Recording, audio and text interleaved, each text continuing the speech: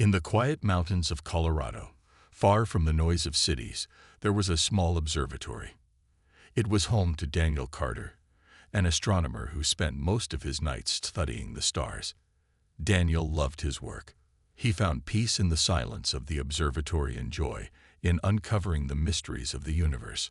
On this particular night, he was reviewing data collected by deep space telescopes. The numbers and patterns on his screen were like pieces of a puzzle waiting to be solved. As Daniel scrolled through the information, something unusual caught his eye. A series of signals stood out among the usual cosmic noise. At first, he thought it might be interference or a glitch in the equipment. But the more he analyzed it, the more he realized it wasn't random. The pattern repeated itself, almost like a rhythm. It was too precise to be natural. Daniel leaned back in his chair, his heart racing. Could it be a message? He had read about such possibilities in science fiction books, but he never imagined he'd encounter one himself. Excited and unsure what to do next, Daniel called Rachel Monroe, a fellow scientist who worked with him at the observatory. Rachel was known for her sharp mind and calm demeanor. When she arrived, Daniel showed her the strange signal. Together, they began decoding it.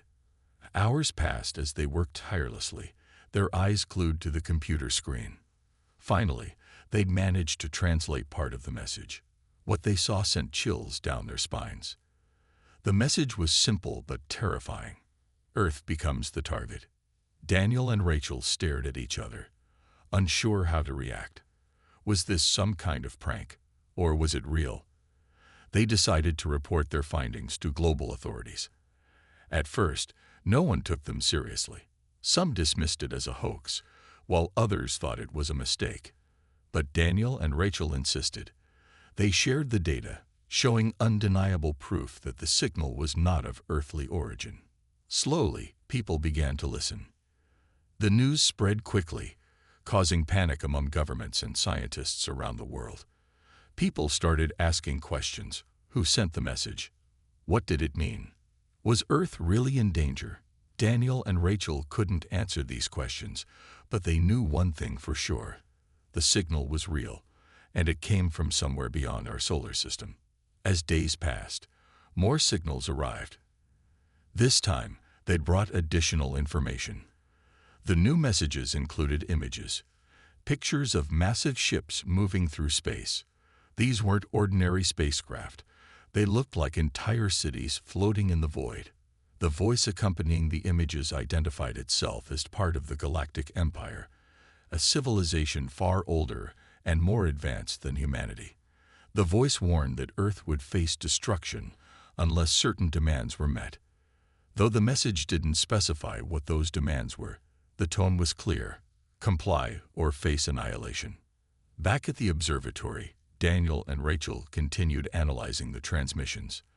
They felt a mix of fear and curiosity.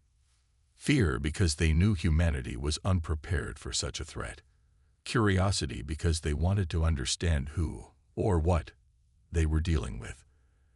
As they worked, they couldn't help but wonder if this was the beginning of the end or the start of something much bigger. Whatever it was, one thing was certain: life on Earth would never be the same again. The world was in chaos. News of the mysterious message from space spread like wildfire, reaching every corner of the globe. People whispered about it in coffee shops, debated it on television, and shared wild theories online. Governments scrambled to respond, unsure whether to take the warning seriously or dismiss it as some elaborate hoax.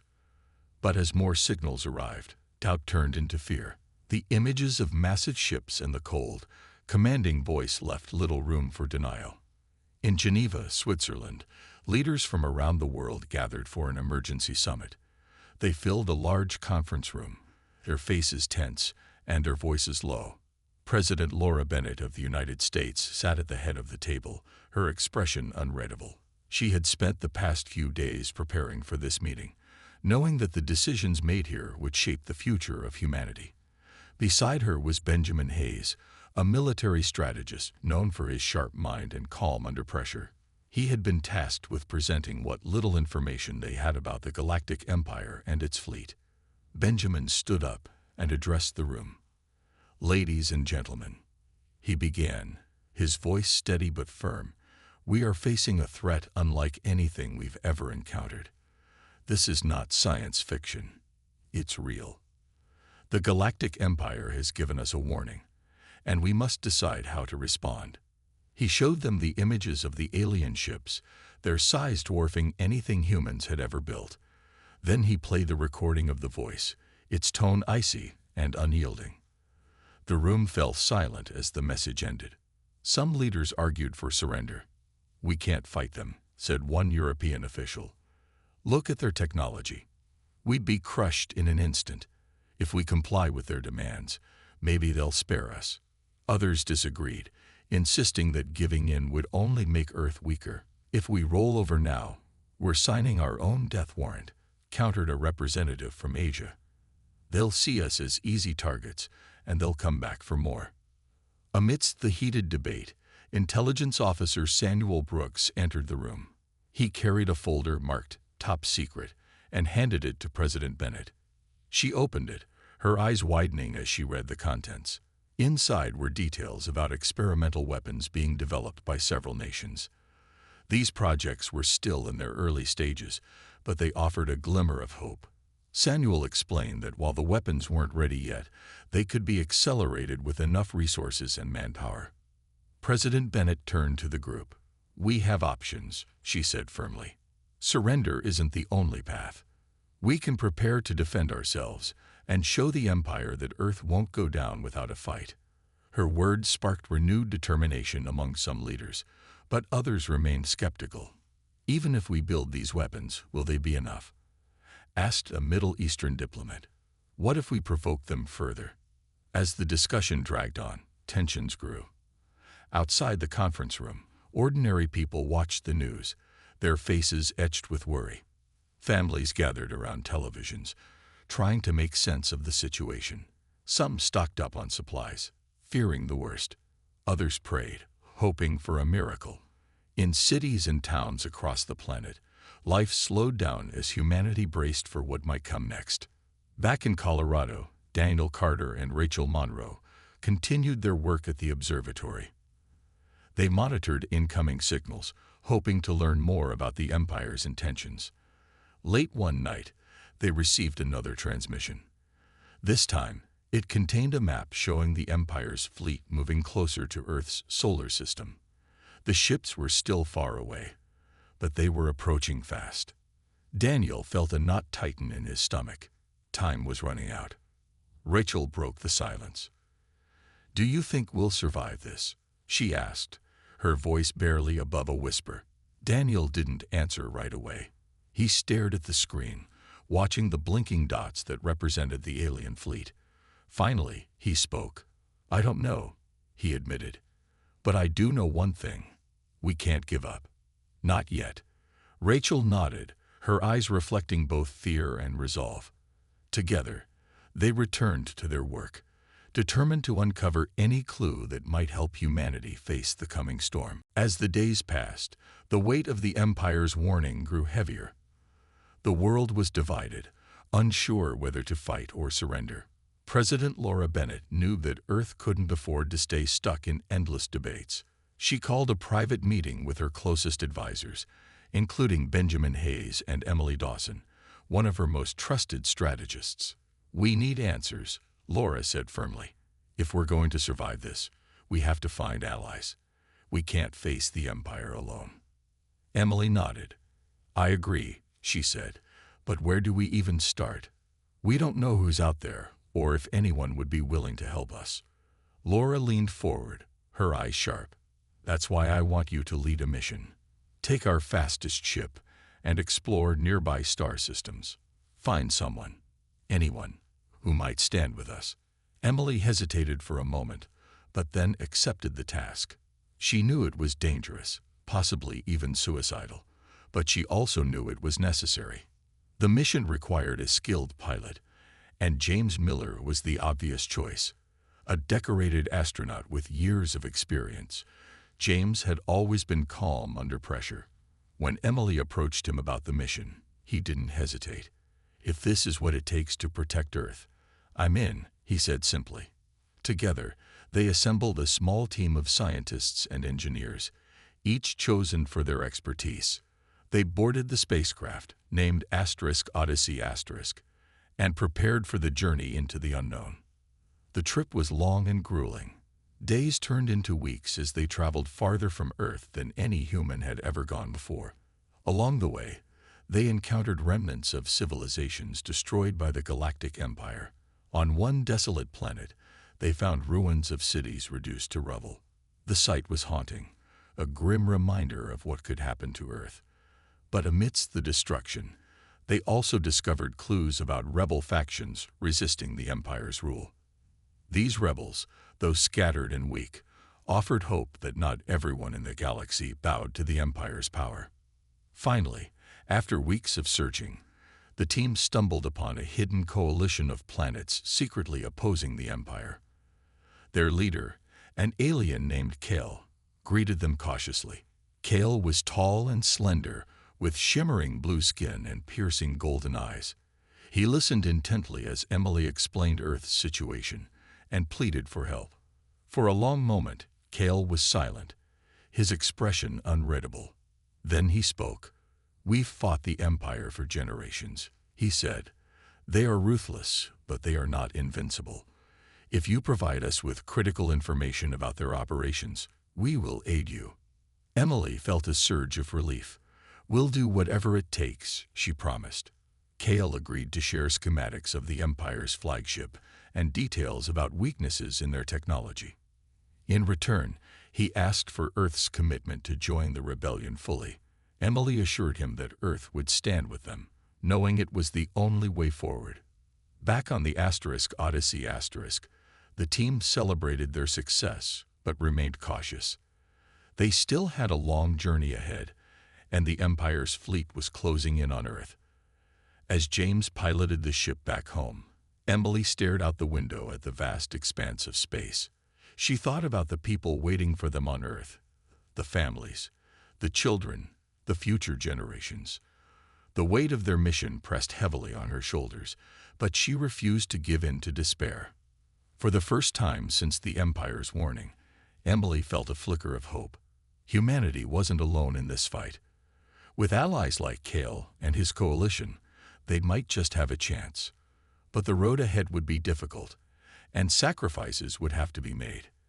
As the *Odyssey* sped through the stars, Emily silently vowed to do everything in her power to protect Earth. Whatever happened next, humanity would face it together. Back on Earth, tensions were rising as the Empire's fleet drew closer. The clock was ticking, and every second felt precious. While Emily Dawson and her team were searching for allies in space, Benjamin Hayes was working tirelessly to prepare Earth's defenses. He knew that time was not on their side, but he refused to give up. Every plan, no matter how small, could make a difference. Benjamin had spent days reviewing classified files, looking for anything that might help. One night, while going through stacks of documents, he noticed something unusual. Certain defense projects had been delayed or sabotaged over the past few months. At first, he thought it was just bad luck or mismanagement.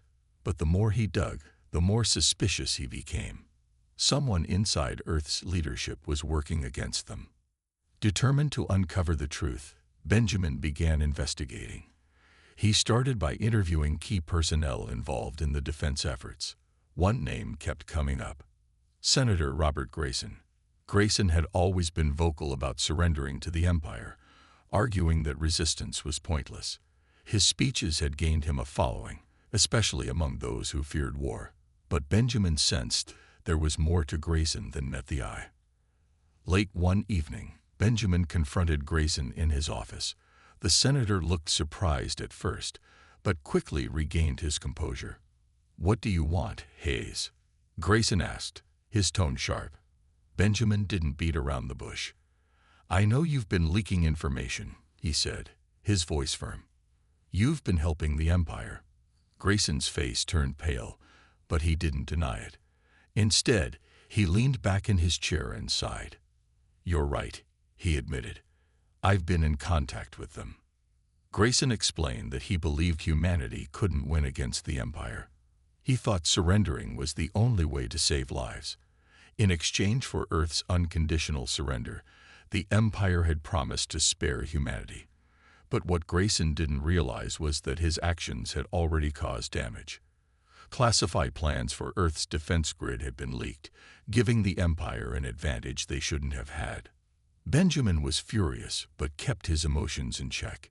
"You've betrayed us all," he said coldly. "Your so-called peace will only lead to our destruction."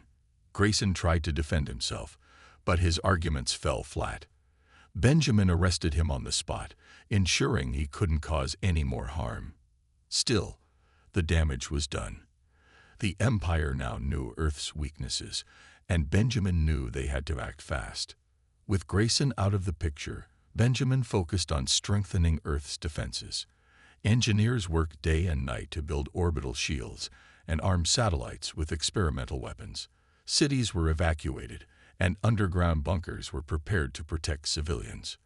Soldiers trained relentlessly, knowing the battle ahead would be unlike anything they'd ever faced. Despite the fear and uncertainty, people came together, united by a shared goal: survival. Meanwhile, news of Grayson's betrayal spread, shaking the trust between leaders and citizens. Some people questioned whether anyone else was secretly working with the Empire. Others grew angry, demanding justice. Laura Bennett addressed the nation, urging everyone to stay strong. "We are facing a great challenge," she said, her voice steady. "But we will not let fear divide us. Together, we will stand against this threat." As preparations continued, Emily Dawson and her team returned from their mission. They'd brought crucial data from Cal's rebels, including schematics of the Empire's flagship and weak points in their technology. Benjamin immediately incorporated this information into his plans. For the first time, he felt a glimmer of hope. The odds were still against them, but with precise timing and flawless execution, they might just have a chance. The Empire's fleet was closing in, and everyone knew the battle was near. Fear lingered in the air, but so did determination. Humanity had faced many challenges before, and though this one seemed insurmountable, they refused to give up without a fight. As Benjamin looked at the faces of soldiers and engineers working around the clock, he realized something important. Even in the darkest moments, courage could shine brighter than fear. Whatever happened next, Earth would face it head-on. The Empire's fleet arrived sooner than anyone expected. Its massive ships filled the sky, casting shadows over cities and sending waves of fear across the planet. The attack began without warning. Bright beams of energy shot down from the alien vessels, striking major cities and military bases. Explosions lit up the horizon, and the ground shook as buildings crumbled into dust. People ran for cover, their screams echoing through the streets. It was chaos. Despite the destruction, Earth's forces fought back with everything they had. Fighter jets soared into the sky, launching missiles at the alien ships. Soldiers on the ground fired anti-aircraft weapons, hoping to weaken the invaders. But the Empire's technology was far superior. Their shields deflected most attacks, and their weapons were devastating. Still, humanity refused to give up. Every shot fired, every move made, was a testament to their determination to survive. In orbit, James Miller led a squadron of fighter pilots in a desperate attempt to hold off the enemy. Flying his small spacecraft, he dodged blasts of energy and returned fire whenever he could. His heart pounded as he watched comrade ships explode around him. "Stay focused," he muttered to himself, gripping the controls tightly. He knew this fight wasn't just about protecting Earth. It was about proving that humanity wouldn't go down without a fight. Meanwhile, Emily Dawson and her team prepared for their part of the mission. Using the intel provided by Cal's rebels, they devised a plan to infiltrate the Empire's flagship. The goal was clear: disable its central core, which controlled the entire fleet. If they succeeded, the Empire's advantage would crumble, giving Earth a fighting chance. But getting inside the ship wouldn't be easy. It was heavily guarded, and one wrong move could mean disaster.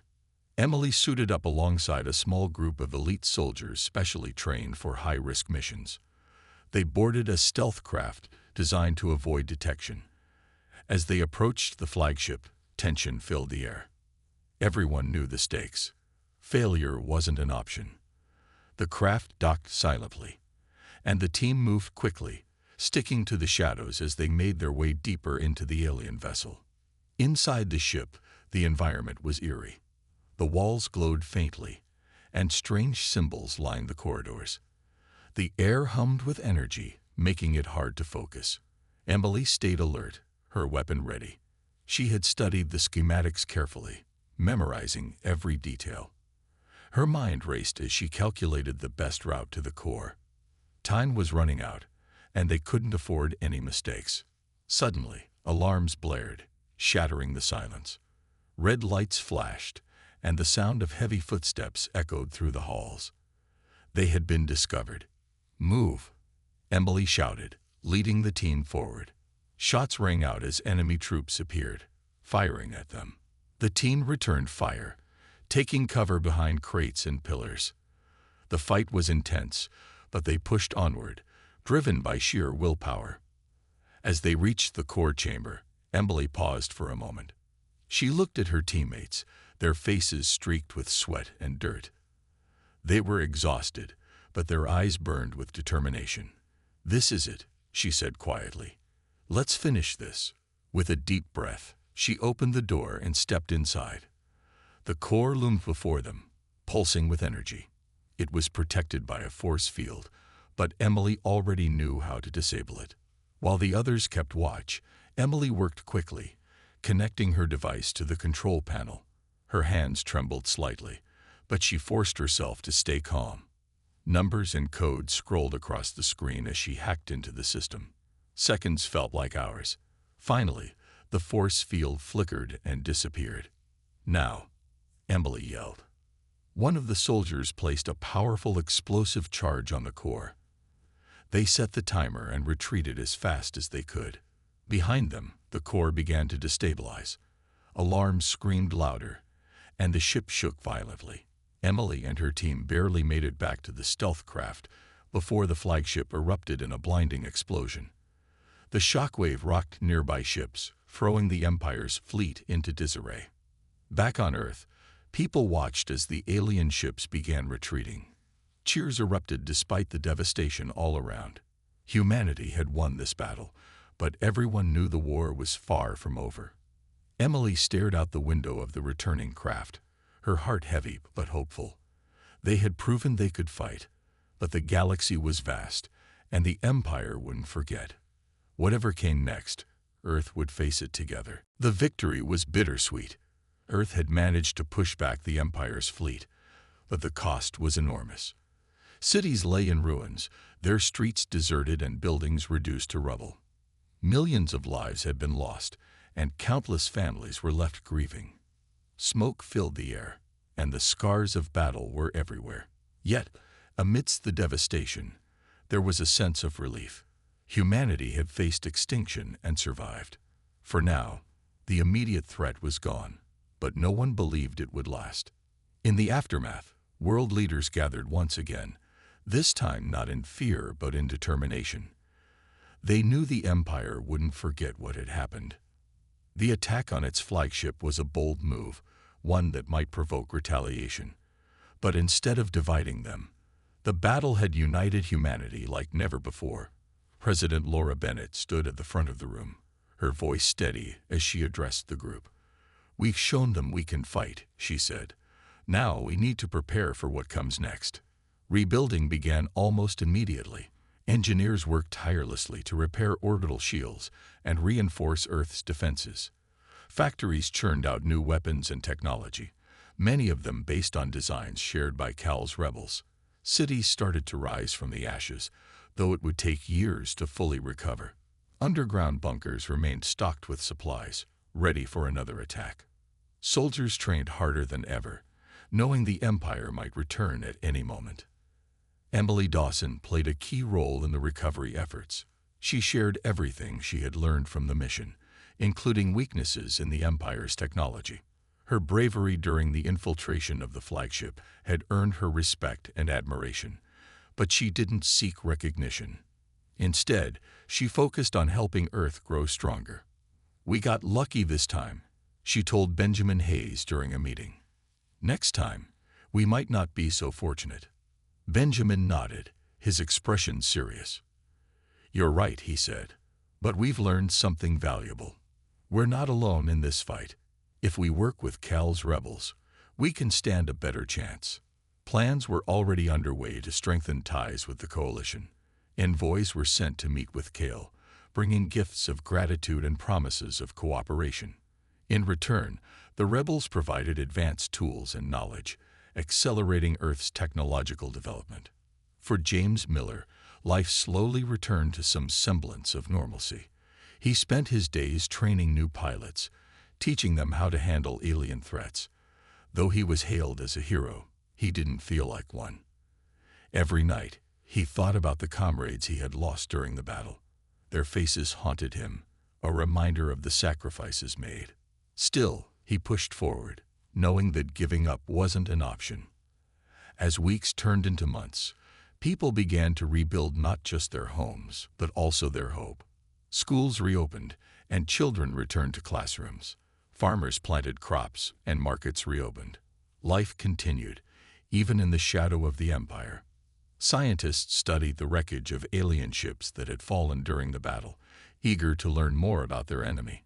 Each discovery brought new insights, fueling humanity's resolve to never be caught off guard again. Despite the progress, fear lingered. No one knew when, or if, the Empire would strike again. Night skies were watched closely, and early warning systems were put in place. People carried on with their lives, but they did so with a newfound awareness of the dangers beyond their world. Earth was no longer isolated. It was part of a much larger universe, one filled with both allies and enemies. Daniel Carter, the astronomer who had first detected the Empire's message, continued his work at the observatory. He monitored the stars, searching for signs of movement. Late one night, as he adjusted the telescope, he spotted something unusual, a faint signal coming from deep space. His heart raced as he analyzed it. Was it another warning, or perhaps a message from Cal's rebels? Whatever it was, Daniel knew one thing for certain. The galaxy was vast, and humanity's journey was far from over. As he stared at the blinking light on his screen, Daniel felt a mix of fear and excitement. Earth had proven it could survive, but survival wasn't enough. To truly thrive, humanity would need to adapt, grow, and face whatever challenges lay ahead. For now, though, they had won a small victory, a flicker of hope in an uncertain future. Months passed since the Empire's retreat, and Earth began to heal. The scars of war were still visible: ruined cities, empty neighborhoods, and memorials for those who had been lost. But life went on. People worked hard to rebuild, their determination fueled by the knowledge that they had faced the unimaginable and survived. Yet no one forgot the looming threat in the stars. The Galactic Empire had been pushed back, but everyone knew it wouldn't stay away forever. In Geneva, world leaders met regularly to discuss Earth's future. President Laura Bennett remained at the forefront, her leadership steady and unwavering. She pushed for stronger alliances with Cal's rebel coalition, knowing that Earth couldn't face the Empire alone. Envoys traveled frequently between Earth and the rebels' hidden bases, sharing resources and strategies. Slowly but surely, humanity began to integrate into the galactic community, learning from its new allies and adapting to the challenges of a universe far larger than anyone had imagined. Emily Dawson spent much of her time working with scientists and engineers to improve Earth's defenses. Using technology shared by the rebels, they developed advanced weapons and shields capable of withstanding alien attacks. Emily also helped train teams of operatives, preparing them for future missions beyond Earth. Though she was proud of what they had accomplished, she couldn't shake the feeling that another battle was coming.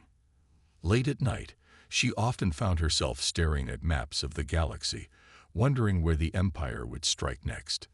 James Miller continued his work training pilots, pushing them harder than ever before. He knew the next fight would be even tougher, and he wanted to make sure every pilot under his command was ready. During breaks, he shared stories of the battle against the flagship, emphasizing the importance of teamwork and quick thinking. His students admired him, not just for his skill, but for his humility. James never claimed to be a hero. He simply did what needed to be done. Back at the observatory, Daniel Carter kept a close watch on the skies. Every night, he scanned the stars, searching for any sign of movement. One evening, as he reviewed data from deep space telescopes, he noticed something strange, a faint signal repeating itself. At first, he thought it might be interference, but as he analyzed it further, he realized it wasn't random. The pattern was deliberate, just like the message that had warned Earth months earlier. His hands trembled as he decoded the transmission. This time, the message was different. It wasn't a warning or a threat. It was an invitation. The rebels, led by Kale, were calling for a meeting of all resistance forces across the galaxy.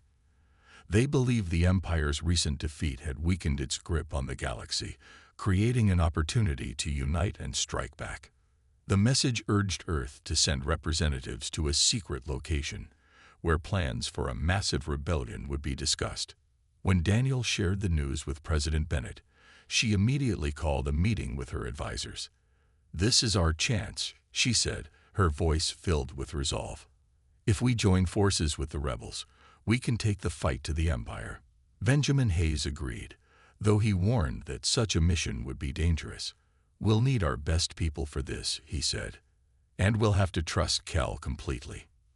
A team was quickly assembled, led by Emily Dawson. Alongside her were James Miller, who would pilot the spacecraft, and a small group of soldiers and scientists. As they prepared for the journey, Emily felt a mix of excitement and dread. This mission could change everything, or it could end in disaster. But she knew one thing for certain: humanity couldn't afford to sit back and wait for the Empire to return. As the spacecraft launched into the stars, Emily looked out the window at Earth growing smaller behind them. She thought about the battles they had fought and the lives they had lost. The road ahead would be difficult, but she felt a spark of hope. For the first time, Earth wasn't just fighting to survive. It was fighting to build a better future. Whatever happened next, humanity would face it together. The journey to the rebels' secret meeting location was long and tense. Emily Dawson and her team stayed alert, knowing that any moment could bring danger.